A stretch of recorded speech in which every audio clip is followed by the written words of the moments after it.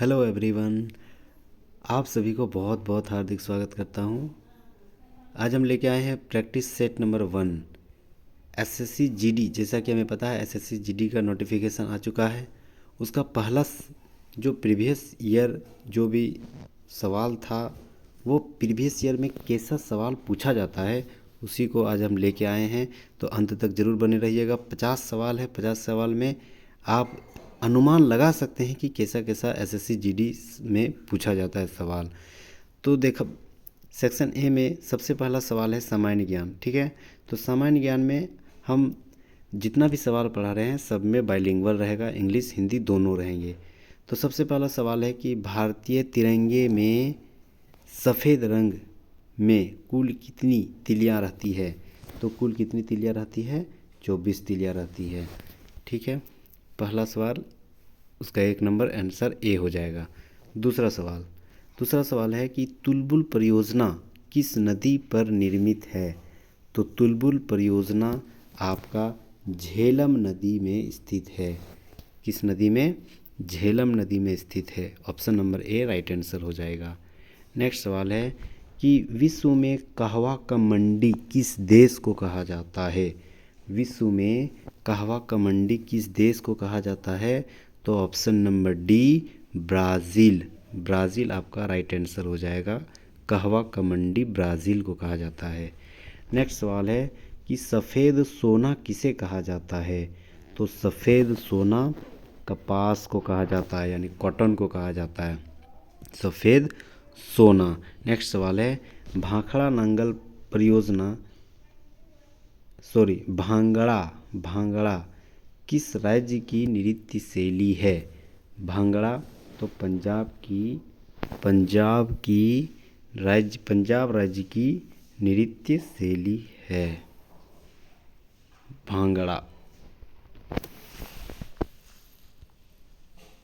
Next है London किस नदी के तट पर स्थित है। तो लंदन किस नदी के तट पर है? तो लंदन टेम्स नदी के किनारे है लंदन। नेक्स्ट सवाल है कि अस्पृश्यता का प्रावधान किस अनुच्छेद में है। अनटचेबिलिटी किस अनुच्छेद में है? तो अनुच्छेद 17 में है। नेक्स्ट सवाल बाल दिवस कब मनाया जाता है। तो बाल दिवस 14 नवंबर को मनाया जाता है। नेक्स्ट सवाल है कि भूटान देश की मुद्रा क्या है। भूटान देश की मुद्रा न्यूग्लोट्रम है। भूटान देश की मुद्रा क्या है? न्यूग्लोट्रम। ठीक है। नेक्स्ट सवाल है व्हाइट मैन कमीशन कहा जाता है, किसे कहा जाता है? तो white man commission Simon commission को कहा जाता है। नेक्स्ट सवाल है सुमेलित कीजिए मैच द फॉलोइंग। ठीक है, तो सबसे पहले देखेंगे कि रक्तअल्पता मतलब रक्त की कमी किसके कारण होती है। उसके बाद गलघोंटू, रतौंधी और बेरी किसके कमी के कारण होती है। तो अब हम लोग पढ़ेंगे। तो सबसे पहले देखते हैं ऑप्शन।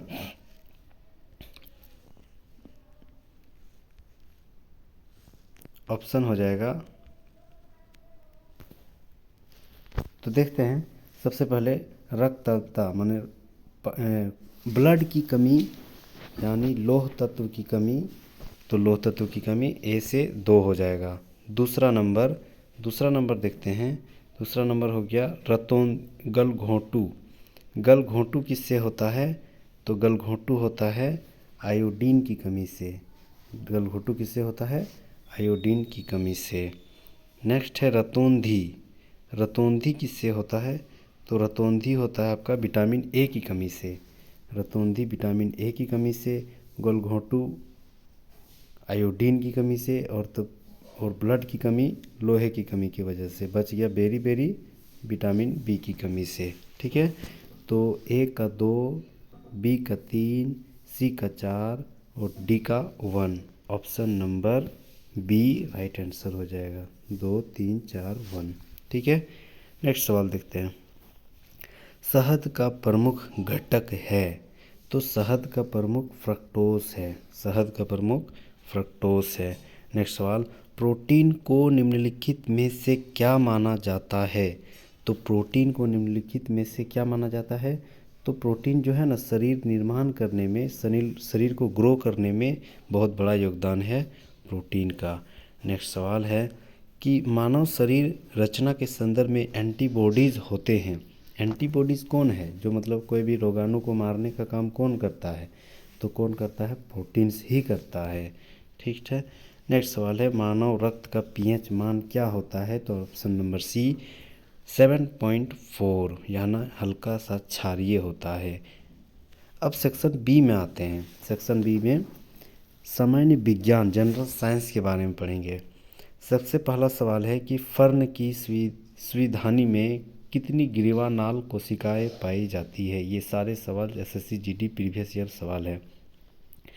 तो ऑप्शन नंबर ए आपका राइट आंसर हो जाएगा। एक फर्न की स्वाधीनता में एक ग्रीवानाल कोशिका पाई जाती है।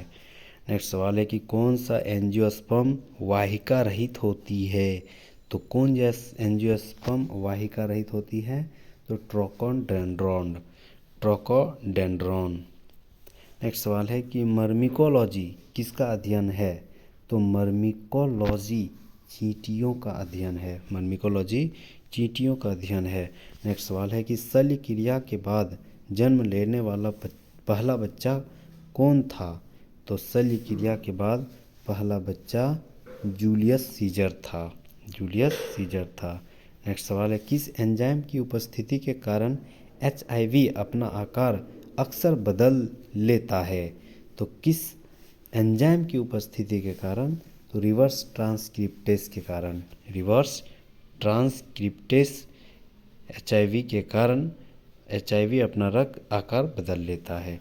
नेक्स्ट सवाल है कि फ्लेमिंग के दाएं हाथ के नियम का प्रयोग किसकी दिशा का पता लगाने के लिए किया गया था?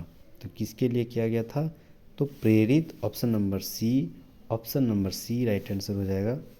प्रेरित धारा की क्रिया को पता लगाने के लिए। नेक्स्ट सवाल है विद्युत शक्ति की SI मात्रा। ऐसे ही सवाल डेफिनेटली बनते हैं। जैसे जनरल साइंस से सवाल है और हम लोग यही सवाल अक्सर भूल जाते हैं, लेकिन ऐसे ही सवाल जीडी में पूछा जाता है। तो सबसे फिर देखते हैं 22 नंबर सवाल कि विद्युत शक्ति का SI मात्रक क्या होता है? तो ऑप्शन नंबर बी वॉट होता है। विद्युत शक्ति का SI मात्रक वॉट। ठीक है। नेक्स्ट सवाल है कि मानव शरीर का प्रतिरोध लगभग कितना होता है? तो मानव शरीर का प्रतिरोध लगभग 10⁴ ओम होता है। ठीक है, 10⁴ ओम होता है। ठीक है। नेक्स्ट सवाल है कि कुछ पदार्थों का अति निम्न तापमान पर विद्युत प्रतिरोध पूर्णतः समाप्त हो जाता है। इन पदार्थों को क्या कहा जाता है? तो कुछ पदार्थों में अति निम्न तापमान पर, तापमान एकदम कम रहे तो विद्युत प्रतिरोध पूर्णतः अपने आप में समाप्त हो जाती है, मतलब प्रतिरोधकता नहीं होती है। ठीक है। तो वो पदार्थ को क्या कहा जाता है? तो वो पदार्थ को अतिचालक कहा जाता है। मतलब इसमें लाइन पार अच्छी तरह से हो जाता है, प्रतिरोधकता कम है। ठीक है, तो उसको अतिचालक बोला जाता है। नेक्स्ट सवाल है कि लोहे का सबसे शुद्ध वाणिज्यिक रूप क्या है? तो लोहे का सबसे शुद्ध रूप अगर देखा जाए तो पिटवा लोहा है। ठीक है।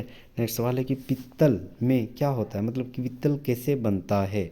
तो पित्तल को तांबा और जिंक मिलाने से पित्तल का निर्माण होता है। Option number A right answer हो जाएगा। नेक्स्ट सवाल है यशद लेपन में लोहे का कौन सी परत चढ़ाई जाती है? तो जस्ता का, जस्तीकरण किया जाता है ना, तो जस्ता का परत चढ़ाया जाता है। नेक्स्ट सवाल है कि निम्नलिखित में से किसे विलयन भी कहा जाता है? किसे विलयन कहा जाता है? तो समांगी मिश्रण को भी विलयन कहा जाता है। नेक्स्ट सवाल है कि कोशिकाएं जो द्वार कोशिकाओं से निकट रूप से संबंध में और अंतर्विष्ट है, कोशिकाएं जो द्वार कोशिकाओं से निकट रूप से संबंध और अंतर्विष्ट है, तो आपका इसका आंसर हो जाएगा संचरण उत्तक। ठीक है। नेक्स्ट सवाल है स्टार्च का शर्करा में परिवर्तन होना किसके लिए अनिवार्य है? तो स्टार्च का शर्करा में परिवर्तन होना किसके लिए अनिवार्य है? रंध्री द्वार के लिए अनिवार्य है। रंध्री द्वार, option number A right answer हो जाएगा। नेक्स्ट सवाल है कि मृदा अपरदन को किससे रोका जा सकता है? तो मृदा अपरदन को किससे रोका जा सकता है? वनारोपण। मतलब अगर हम पेड़ पौधों को अगर ज़मीन में ज़्यादा उगाएं, ज़्यादा से ज़्यादा पेड़ लगाएं तो मृदा अपरदन, मृदा को बहने वाली क्रिया, मृदा में ह्यूमस की कमी हो जाती है, ये कमी नहीं होगा और मृदा बहेगा नहीं। पेड़ जो है सबसे बड़ा काम क्या करता है, मिट्टी को बांधे रखता है, मिट्टी को एक जगह से दूसरा जगह जाने नहीं देता है। यही फ़ायदा होगा पेड़ को रोपने से। अगला सवाल है कि प्रोटीन के निर्माण में किस तत्व की आवश्यकता होती है। तो प्रोटीन के निर्माण में नाइट्रोजन की बहुत बड़ी भूमिका होती है। ठीक है, ऑप्शन नंबर डी आपका राइट आंसर हो जाएगा, नाइट्रोजन। नेक्स्ट सवाल है कि निम्नलिखित में से कौन सी आनुवांशिक रूप से परिष्कृत सब्जी हाल ही में भारतीय बाजार में उपलब्ध करा दी गई है। तो कौन सी सब्जी है, बैंगन।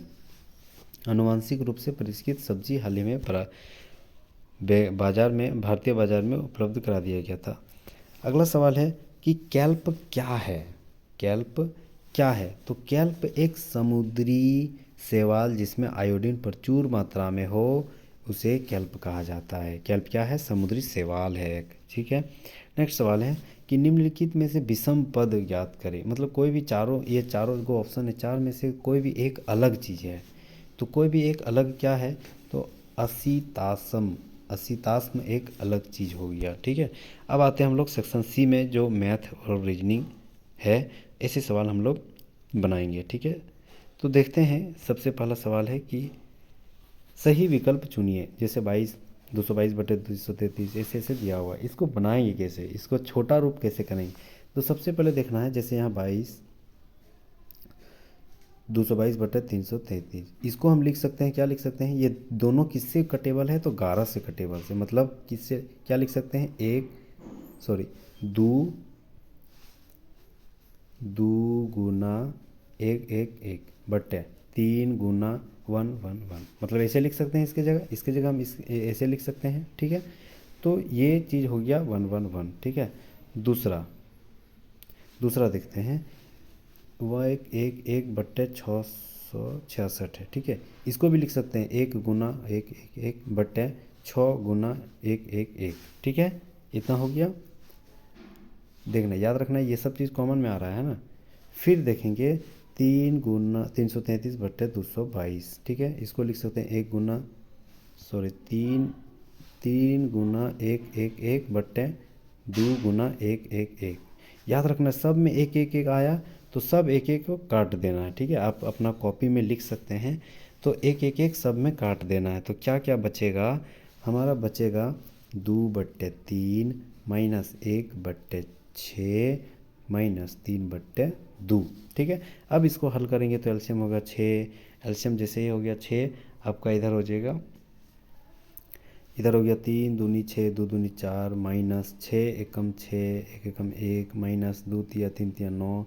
इसको हल करने से मेरा प्राप्त हो जाएगा -6/6, यानी इसको कट जाएगा तो -1 आंसर, राइट आंसर हो जाएगा। तो ऑप्शन नंबर ए आपका राइट आंसर हो जाएगा इसका। ठीक है, उम्मीद करता हूँ समझ में आ गया होगा। ठीक है, दूसरा सवाल, 37वां नंबर सवाल है कि एक वृत्त का क्षेत्रफल 154 वर्ग सेंटीमीटर। बहुत ही आसान है। सबसे पहले जानेंगे कि वृत्त का क्षेत्रफल क्या होता है, pi R square equal to कितना दिया हुआ है, 154। सॉरी, इसको उठा लेते हैं। ठीक है, तो पाई आर स्क्वायर इक्वल टू 154 दिया हुआ है। ठीक है, हमको वृत्त का त्रिज्या निकालना है। मतलब आर यहाँ नहीं दिया हुआ है, तो आर इधर हो गया, पाई का मान 22/7 इक्वल टू आर स्क्वायर, ऐसे लिख सकते हैं, इक्वल टू 154। ठीक है, आर स्क्वायर इधर ही रहेगा, ये 22/7 इधर चल जाएगा बराबर के उस साइड, तो उल्टा हो जाएगा। मतलब 154 अगर है तो 7 नीचे था, इधर आने के बाद ऊपर चल जाएगा, और इधर 22 नीचे आ जाएगा। ठीक है, तो 22 और 154 11 से कट जाता है, 11 दूनी 22, और इधर हो गया 11 एकम 11, 4 बच गया, 4 और 4 44, 11 चौक 44। ठीक है, फिर 2 से इधर 14 कट जाएगा, मतलब 2 7 14। तो आर स्क्वायर इधर है, ये था आर स्क्वायर इक्वल टू 7 गुना 7, यही है। 7 गुना 7 को 7 स्क्वायर लिख सकते हैं, तो स्क्वायर कट जाएगा, यानी आर बराबर 7 आपका राइट आंसर हो जाएगा। आर बराबर 7, option number C right answer हो जाएगा। फिर नेक्स्ट सवाल बहुत ही शानदार सवाल है, उम्मीद करता हूँ आपको ज़रूर समझ में आएगा। सबसे पहले जानते हैं कि ये जो निम्नलिखित भिन्नों में से कौन सा भिन्न बड़ा है। अगर ये भिन्न, एकदम डेफिनेटली ऐसा सवाल पूछा जाता है और मैंने भी फेस किया है ऐसे सवाल को। अगर यहाँ पर दोनों का अंतर एक, यहाँ का दोनों का अंतर, अंश और हर के दोनों का अंतर, मतलब 11 और 12 में क्या अंतर एक, 13 14 में क्या अंतर एक, 5 और 6 में क्या अंतर एक, यानी सब में अंतर अगर समान रहेगा, समान बोल रहे हैं ना, सब में अंतर अगर समान रहेगा तो हर अंश को देखना है। अंश यहाँ क्या है 11, 7, 5, 13, कौन बड़ा है 13, तो यही संख्या बड़ा हो गया। ठीक है, कब, जब अंतर डिफरेंस, अंश और हर का डिफरेंस अगर समान रहेगा तो अंश को देखना है हमको, ऊपर में देखना है, और ऊपर में जो संख्या बड़ा वही फ्रैक्शन यानी वही भिन्न बड़ा हो जाएगा। उम्मीद करता हूँ समझ में आ गया होगा। नेक्स्ट सवाल देखते हैं। नेक्स्ट सवाल है कि 4 अंकों की सबसे बड़ी संख्या क्या होती है, तो 9999। ठीक है, अंकों की सबसे बड़ी संख्या और 4 अंकों की सबसे छोटी संख्या क्या होती है 1000। ये दोनों का अंतर क्या है, तो इसको घटा दो, 9 में 0 9, 9 में 0 9, 9 में 0 9, 9 में 1 8, 8999 आसानी से बन गया है 8999। Option number C right answer हो जाएगा। अगला सवाल है कि किसी सामान्य ब्याज की दर से कोई धन 16 वर्ष में दोगुना हो जाएगा। याद रखना है, कोई भी हम धन अगर नहीं दिया मानेंगे हमेशा 100। ठीक है, कितने वर्षों में 100 गुना हो जाता है, 16 वर्षों में। कितना टाइम 16 वर्ष हो गया, ब्याज नहीं पता है, निकालना है बट्टे 100। ठीक है, और अगर हमको दुगुना करना है तो दुगुना यानी इस 100 का दुगुना, ठीक है, इस 100 का दुगुना यानी 200 हो जाएगा। और 200, और ये किसका फॉर्मूला है, ये किसका फॉर्मूला है, ब्याज का। ठीक है, ब्याज का फॉर्मूला है। और ब्याज किसको बोलते हैं, टोटल मूलधन। ब्याज जो है, ब्याज जो भी निकला वो टोटल मूलधन और इंटरेस्ट जो भी एक्स्ट्रा दिया जाता है उसी को बोलते हैं। ठीक है, तो दुगुना यहाँ 200 हो रहा है। ठीक है, तो 200 को हम मूलधन से निकाल के, ये दुगुना क्या हो गया, ये मूलधन, ये तो हमको मिश्र धन हो गया, दुगुना देना पड़ रहा है तो मिश्र धन हो गया। तो मिश्र धन को हम यहाँ मिश्र धन नहीं लिखेंगे क्योंकि मिश्र धन का फॉर्मूला नहीं है। तो मिश्र धन को हमको ब्याज घटा दें तो कितना हो जाता है ब्याज, 200 में 100 घटा दिए तो 100। ठीक है, 100 बचा, यही 100 ब्याज हो गया। मतलब ये ब्याज का फॉर्मूला है और इधर ब्याज भी आ गया, समझ में आ गया होगा। ठीक है, अब क्या करें, इसी को हल करेंगे तो 100 कट गया। अब 16 एक्स इधर रहेगा, उधर आ गया 100 बट्टे 16। ठीक है, तो अब इसको काटेंगे तो 6 पूर्णांक 1/4 आंसर हो जाएगा, मतलब 25/4, 24 25/4। Option number B right answer हो जाएगा। उम्मीद करता हूँ समझ में आ गया होगा। नेक्स्ट सवाल देखते हैं कि उस बेलन का ऊंचाई ज्ञात करें जिसका आयतन 462 सेंटीमीटर तथा त्रिज्या 3.5 सेंटीमीटर। ठीक है, बहुत ही आसान। सबसे पहले जानते हैं बेलन की आयतन क्या है। तो बेलन का आयतन क्या होता है, बेलन का आयतन होता है pi R square H, pi R square H equal to, इसका मान दिया हुआ कितना 462।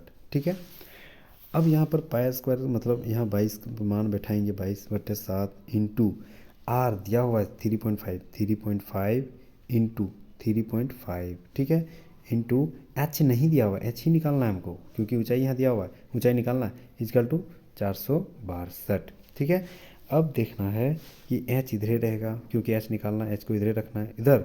अब उधर क्या करेंगे, उधर करेंगे 462 इधर ही रहेगा, बट ये जो भी था इधर जो भी था जैसे 22/7 3/5 3.5 3.5 सब उधर चल जाएगा तो सब नीचे चल जाएगा। ठीक है, फिर से बनाते हैं 462 इंटू उधर 7 नीचे था इधर ऊपर में चल जाएगा, 22 ऊपर में था इधर नीचे आ गया।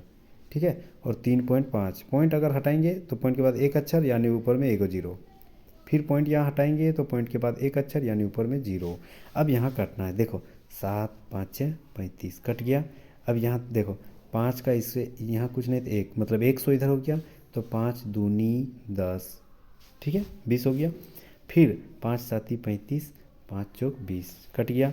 अब यहाँ ये वाला ये दोनों 462 और 22 11 से कट जाएगा, 11 दूनी 22 और 11 चौक 44 और कितना बचा 2 2 और 2 22, 11 दूनी 22। ठीक है, अब फिर ये 2 से काटेंगे इसको तो 21 से कट जाएगा। फिर ये 3 7 को 21 से काटेंगे तो 3 से कट जाएगा। सिर्फ हमको बचा 4 और 3, तो 4 तिया कितना होता है 12। ऑप्शन ढूंढते हैं, ऑप्शन कहाँ है 12, option number D right answer हो जाएगा। उम्मीद करता हूँ समझ में आता होगा।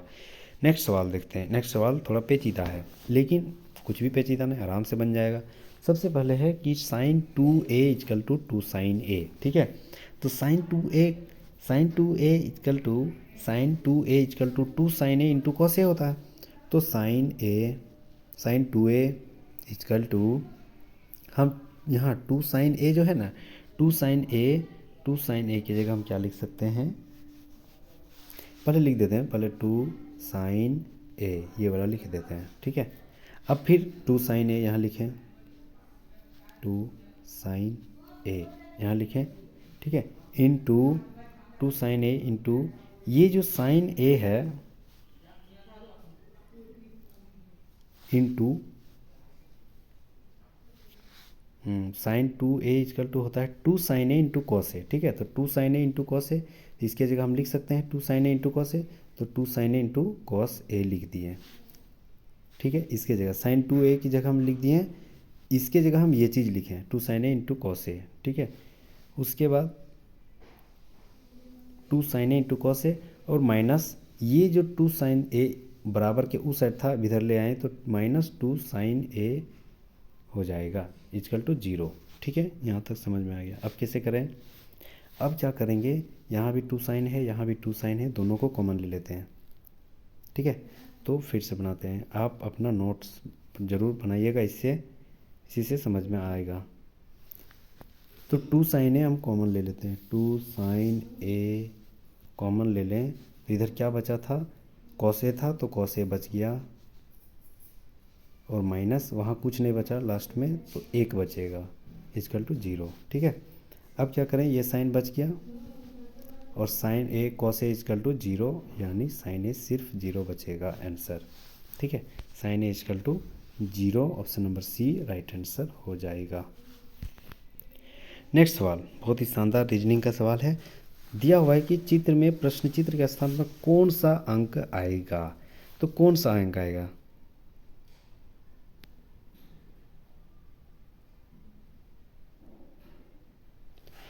देखते हैं। सबसे पहले है कि 66 किससे कटेगा, सोचना पड़ना है।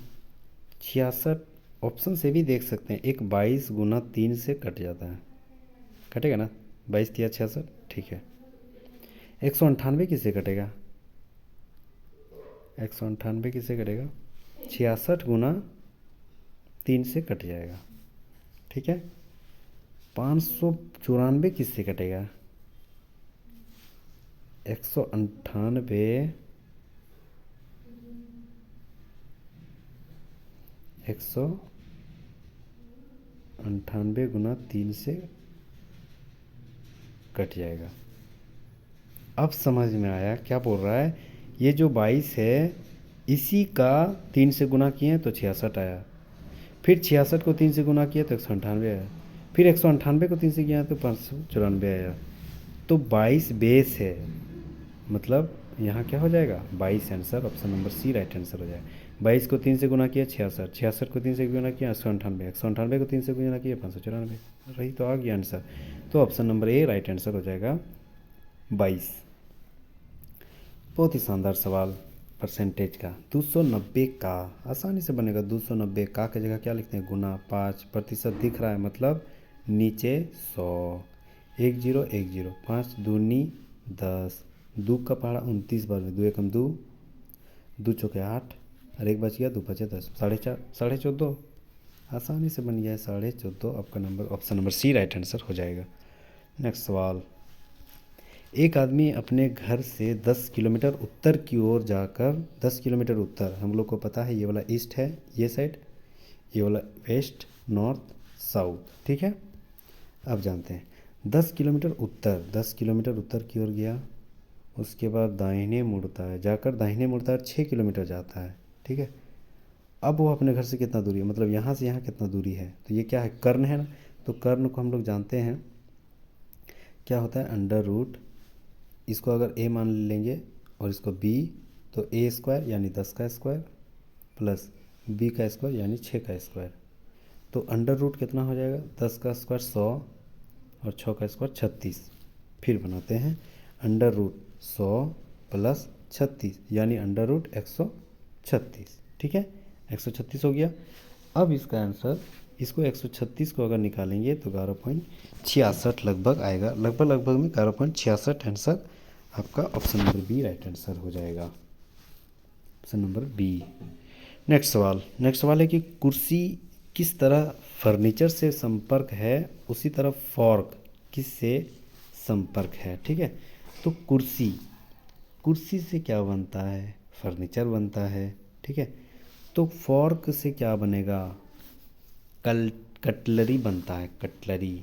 ठीक है, नेक्स्ट सवाल 47 देखते हैं। जुलाहा, काटने वाला, इंजीनियर और कुम्हार, ये चारों में से कोई अलग है, कौन अलग है। तो ये चारों में से इंजीनियर एक अलग है। ठीक है, इंजीनियर एक पढ़ लिख के आदमी बनता है। ये कुताहा सिर्फ जैसे जो शुरुआत से किया हुआ है हैबिट है उस वह कर लेगा, लेकिन इंजीनियर एक पोस्ट हो गया ना। तो engineer option number C right answer हो जाएगा। नेक्स्ट सवाल, ऐसे बड़े बड़े सवाल देख के बच्चे डर जाते हैं, लेकिन डरना नहीं, बहुत ही शानदार से बताएंगे। सबसे पहले बोल रहा है कि राम ने पूरब की ओर चलना शुरू किया। पूरब मतलब इधर है, इधर गया। 1 किलोमीटर चलकर 1 किलोमीटर गया। ठीक है, 1 किलोमीटर चलकर दक्षिण की ओर मुड़ा, यानी नीचे दक्षिण की ओर मुड़ा और 5 किलोमीटर चला। ठीक है, बहुत ही शानदार से समझाएंगे, ध्यान से सुनना। 5 किलोमीटर चला और वह फिर पूरब की ओर मुड़ा और 2 किलोमीटर चला, फिर पूरब की ओर चला और 2 किलोमीटर चला। उसके बाद अंत में वह उत्तर की ओर 9 किलोमीटर चला। यह 9 किलोमीटर उत्तर की ओर गया। ठीक है, अब बोल रहा है वह प्रारंभिक स्थिति से यहाँ कितना दूरी है, ये वाला रास्ता पूछ रहा है। तो शॉर्टकट रास्ता निकालने के लिए सबसे पहले क्या करेंगे, यहाँ 1 है और यहाँ कितना है, यहाँ तो 2 है, तो ये भी 2 होगा, मतलब टोटल कितना हो गया 3। तो यहाँ हो गया मेरा 3। ठीक है, यहाँ टोटल है 9, टोटल 9 है और यहाँ से यहाँ ये वाला 5 है। तो 5 9 टोटल में 9 में टोटल 5 घट गया, कितना हो जाएगा 4। ठीक है, मतलब ये हो गया आपका 4। अब हमें ये एक समकोण त्रिभुज मिल गया, मतलब ये दूरी हमको निकालने बोल रहा है। तो कितना होगा 4 का स्क्वायर, 4 और 3 बचा, तो फिर अंडर रूट 4 का स्क्वायर प्लस 3 का square, under root 4 4 16 plus 3 3 9, under root 25 यानी 5। Option number C right answer हो जाएगा 5। ठीक है, अगला सवाल है जैसे 334 है, 331 है, 337 है, 322 है, 315 है। ठीक है, ये सब कौन सा पद है जो गलत है। ठीक है, कौन सा पद है जो गलत है। तो ऑप्शन नंबर सी आपका राइट आंसर हो जाएगा। 334 आपका नहीं 334 नहीं, गलत होगा, 315 आपका गलत हो जाएगा। यहाँ कितना घट रहा है, यहाँ कितना घट रहा है 3 घट रहा है। फिर यहाँ कितना कम हो रहा है, तो 331 में 4 कम हो रहा है। फिर यहाँ कितना कम हो रहा है 5 कम हो रहा है। तो यहाँ 6 कम होना चाहिए था ना, मतलब 322 में 315 6 कम होना चाहिए था, 318 नहीं 316 होता, लेकिन 315 ये वाला गलत है। 315 option number A right answer हो जाएगा। फिर अगला सवाल और नेक्स्ट अंतिम सवाल देखते हैं हम लोग। अंतिम सवाल बहुत ही शानदार है, एक कॉर्ड के रूप में दिया हुआ है। जैसे ऑनेस्टी को ये चीज़ बोला गया है, लिखते हैं ऑनेस्टी को क्या लिखा है ए, मतलब एच के जगह ए लिखा है, ओ के जगह बी लिखा है, एन के जगह सी लिखा है, ऐसे कुछ लिखा हुआ है। तो अगला से TONY की जगह क्या लिखा जाएगा, बस उसी पहला वाला कोड से इसी को भी डिनोट कर देते हैं। टी किसके जगह पर लिखा था, यहाँ टी लास्ट सेकंड में है, तो यहाँ लास्ट सेकंड में क्या है डी, तो डी हो जाएगा फर्स्ट। बस फर्स्ट में डी हो गया, ए नंबर ऑप्शन राइट आंसर हो जाएगा, मतलब तुरंत दे देना है। आगे देखते हैं ओ यहाँ कहाँ है, सेकंड में है, तो यहाँ सेकंड में क्या है बी, मतलब डी बी। ठीक है, और भी आगे देख सकते हैं, लेकिन ऑप्शन नंबर ए हमारा राइट आंसर हो जा रहा है, तो उतना मेहनत नहीं करेंगे। ठीक है, तो option number A right answer हो जाएगा। अंतिम सवाल यही था, और SSC GD में ऐसे ही सवाल पूछे जाते हैं, बस जनरल सवाल पूछे जाते हैं। आप सभी को बहुत बहुत स्वागत और बहुत बहुत धन्यवाद करता हूँ जो अंत तक बने रहने के लिए। अगर आपको हमारी मेहनत पसंद आई होगी तो प्लीज़ लाइक एंड सब्सक्राइब ज़रूर कर लीजिएगा। ऐसे ही एसएससी जीडी के जितने भी प्रैक्टिस प्रीवियस ईयर सवाल पूछे गए हैं सभी से हम सवाल ऐसे ही डालते रहेंगे। Thank you so much. Thank you guys. Thank you.